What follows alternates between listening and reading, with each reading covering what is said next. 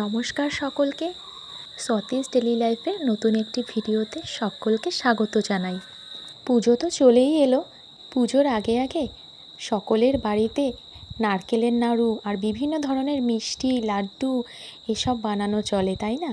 তো আজ নিয়ে এসেছি একটা লাড্ডুর রেসিপি, যেটা বাড়িতেই সহজে পাওয়া যায় এমন উপকরণ দিয়েই বানিয়ে ফেলা যায়।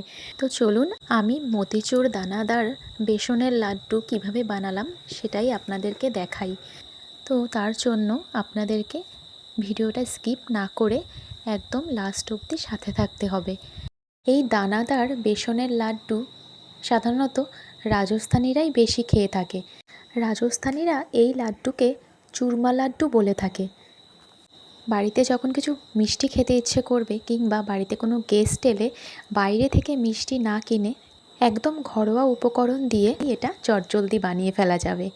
সবার প্রথমে আমি এখানে 200 গ্রাম বেসন নিয়ে নিয়েছি আর তার মধ্যে 100 গ্রাম মতো সুজি অ্যাড করেছি।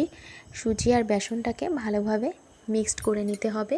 বেসনের মধ্যে কিছু শক্ত মতো বেসন থাকে, একটু ঢেলা টাইপের, তো সেগুলোকে ভেঙে নিতে হবে, হাত দিয়ে ভালোভাবে মিহি করে নিতে হবে।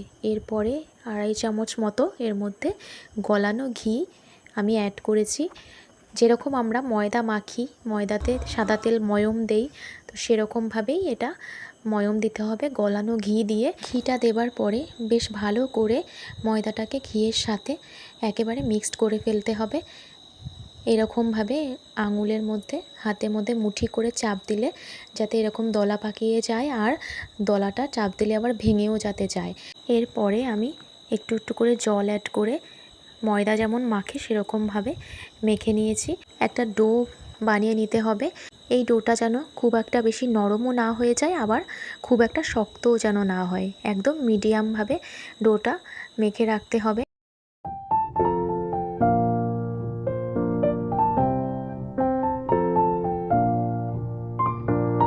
এরপর ডোটাকে 10 মিনিটের জন্য ঢাকা দিয়ে রাখতে হবে। 10 মিনিট পরে এই ডোটা থেকে একটু একটু করে নিয়ে হাতে মুঠি করে চাপ দিয়ে ঠিক এমনভাবে মুইঠা বানিয়ে নিতে হবে।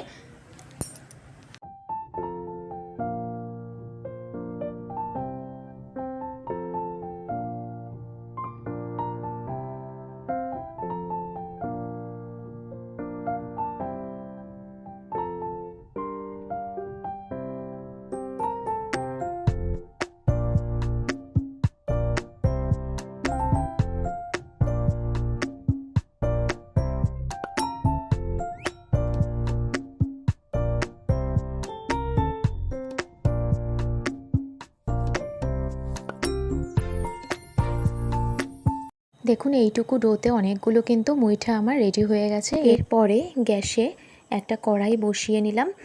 তাতে গরম হলে একটু সাদা তেল আর 2 থেকে 2.5 চামচ মতো গলানো ঘি ওর মধ্যে আমি মিক্সড করে নিয়েছিলাম। তারপরে তেলটা গরম হয়ে গেলে ঘি মেশানো তেলটা, তার মধ্যে আমি মুইঠাগুলো একে একে ছেড়ে দিয়েছি। একদম লো টু মিডিয়াম আঁচে ভাজতে হবে যাতে ভেতরটা কাঁচা কাঁচা না থাকে, পুরো একদম মচমচে করে ভেজে নিতে হবে। হাই ফ্লেমে এটা ভাজলে ভেতরটা কিন্তু কাঁচা থেকে যাবে, তাই এটা লো ফ্লেমে ভাজতে হবে। আর মুইঠাগুলো সবগুলো একবারে দেবেন না, একটু একটু করে ভাগে ভাগে দিতে হবে যাতে ভাজাটা ভালো হয় আর একটার পর একটা গায়ে যেন না লেগে যায়।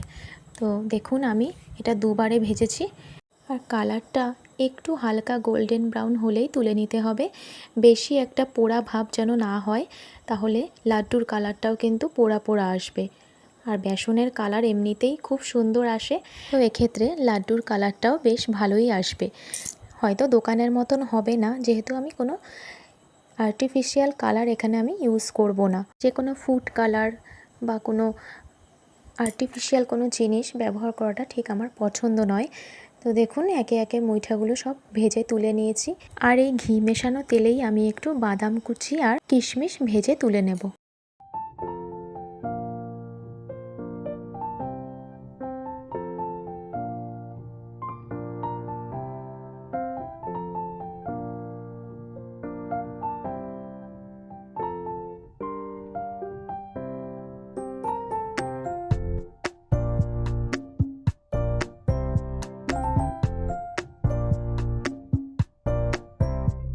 এরপর অন্য একটি প্যানে আমি 200 গ্রাম চিনি ঢেলে নিয়েছিলাম। আর দেখুন চিনির কৌটোর মধ্যে নকুলদানা ছিল, তো নকুলদানাগুলো এর মধ্যে পড়ে গেছিলো। তো যাই হোক, কোনো ব্যাপার না, নকুলদানাগুলো মেল্ট হয়ে যাবে। এই চিনির মধ্যে ঠিক 200 গ্রামই সমপরিমাণ জল আমি অ্যাড করে নিয়েছি। এরপরে চিনিটা মেল্ট হয়ে ভালোভাবে ফুটে আসলেই, বেশি একটা গাঢ় করার দরকার নেই, একটু পাতলা রাখলেও কোনো অসুবিধে হবে না। তো নামানোর আগে কয়েকটা এলাচের দানা দিয়ে একটু ফুটিয়ে নামিয়ে দিতে হবে, নামিয়ে ঠান্ডা করতে রাখতে হবে। আর এদিকে এই দেখুন আমার এই মুইঠা ভাজাগুলো অনেকটা ঠান্ডা হয়ে গেছে। তো আমি খুব বেশি ঠান্ডা হলে এটা কিন্তু মুচমুচে নাও থাকতে পারে, তো হালকা হালকা গরম থাকা অবস্থায় এটা এইভাবে করে টুকরো টুকরো করে ভেঙে নিতে হবে।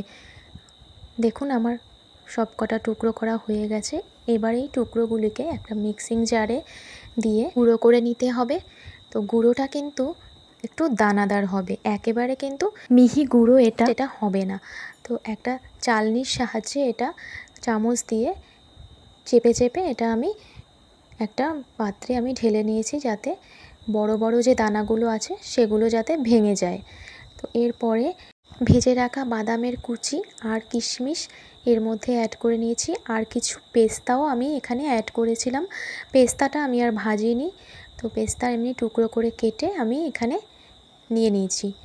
আর অল্প অল্প করে ঠান্ডা হয়ে যাওয়া চিনির শিরাটা এর মধ্যে দিতে হবে আর মাখতে হবে। দেখুন মেখে হাতে বুঝতে হবে যে এটা গোল গোল পাকানো যাচ্ছে কিনা, টাইট হচ্ছে কিনা। খুব একটা টাইটও হবে না, খুব একটা নরম হয়ে ভেঙেও যাবে না। ঠিক এইভাবে পাকটাকে তৈরি করে হাতে চেপে চেপে গোল গোল করে লাড্ডুর আকারে বানিয়ে ফেলতে হবে। দেখুন কত সুন্দর লাড্ডুর আকার হয়ে গেল। আমি এখানে কিন্তু কোনো ফুড কালার ইউজ করিনি, ফুড কালার ইউজ করলে হয়তো কালারটা দোকানের মতো আসতো, লাড্ডুগুলো দেখতে আরও কালারিং হতো। আপনারা চাইলে চিনির শিরা বানানোর সময় কিন্তু ফুড কালারটা আপনারা অ্যাড করতে পারেন। দেখুন লাড্ডুগুলোর উপরে আমি কিছু পেস্তার টুকরো দিয়ে দিয়েছি সাজানোর জন্য। কত সুন্দর লাগছে দেখতে লাড্ডুগুলো, খেতেও কিন্তু ভারী টেস্টি হয়েছিল।